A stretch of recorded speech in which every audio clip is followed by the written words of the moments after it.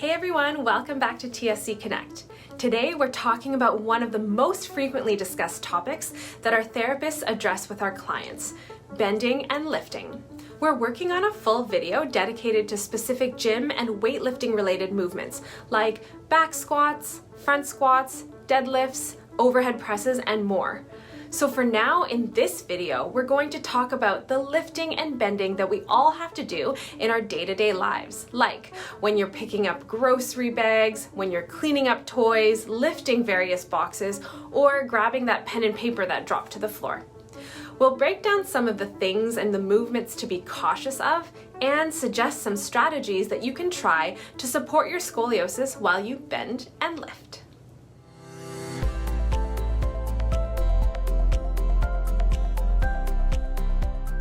Let's jump into it. First, let's talk a bit about the anatomy of bending. The movement can come from your back because your spine is able to bend in all directions, or the bending movement can come from your hip joint, where your back and your pelvis stay in line and the head of the femur spins in the socket joint to allow the forward bending movement. In general, for people with scoliosis and Scheuermann's kyphosis, we want to keep the spine and the pelvis aligned with each other.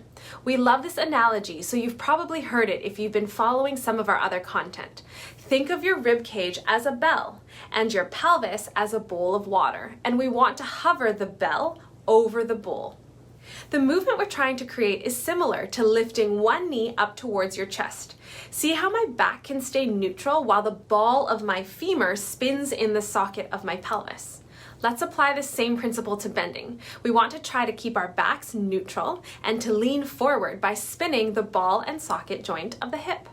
Now let's talk about some examples of bending and lifting to be aware of and provide strategies to better support your scoliosis.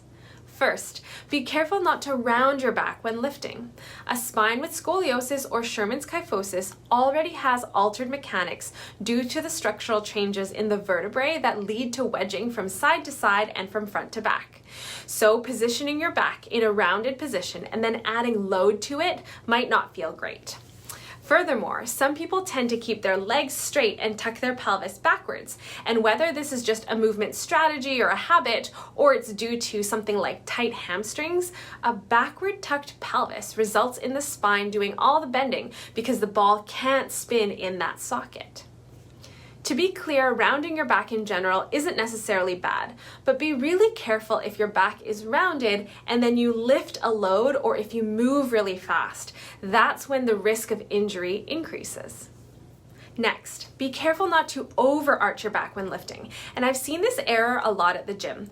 Again, because people with idiopathic scoliosis usually already have too flat of a spine, and a lot of the physio exercises that we do aim to reestablish that gentle round in the upper back and the gentle scoop in the lower back. Due to the wedging of the vertebra, you don't want to emphasize arching.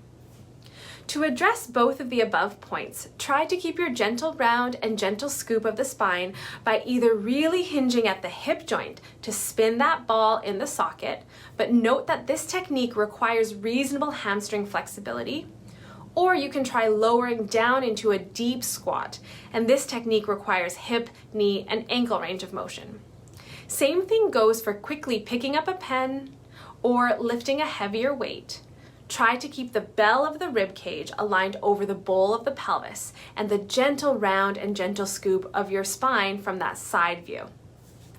Next, when you're moving a short distance, this could apply to unloading the dishwasher or moving a laundry basket. Be careful not to twist and lift a load at the same time. Instead, try to face your pelvis and your shoulders towards the load when you lift and when you lower. This next tip is more about the organization of the items that you're lifting. If you have a box, basket, or backpack that has an assortment of items that'll go in it, be careful not to load the heaviest items at the far edge of your container. This results in a gravitational force being applied farther away from your body, meaning your back muscles have to work harder to lift that load.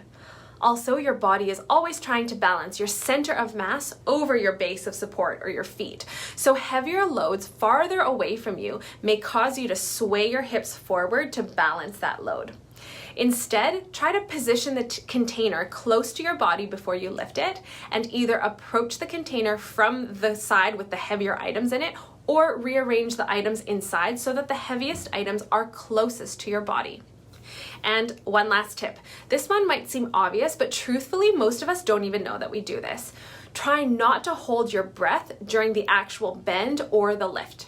Think of your core like a pop can. It's a closed pressure system, and when you hold your breath, it's like shaking a pop can. It creates more pressure inside, and then adding a load to that might increase your risk of injury.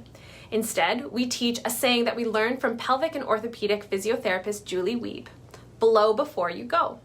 Be conscious of the alignment that your body is in as you bend forward, and just before you actually lift or stand up, exhale through slightly pursed lips to release that pressure in your core system, which then actually allows it to activate and function as it should. So there you have it, a few lifting errors to be aware of and some strategies to try to help keep your spine well supported while you do all the bending and lifting movements that are required in your day-to-day life. If you found this information valuable, please be sure to like and subscribe. Let us know your thoughts, your questions, and your requests for other topics down in the comments section. Otherwise, thanks for watching, and we'll see you next time.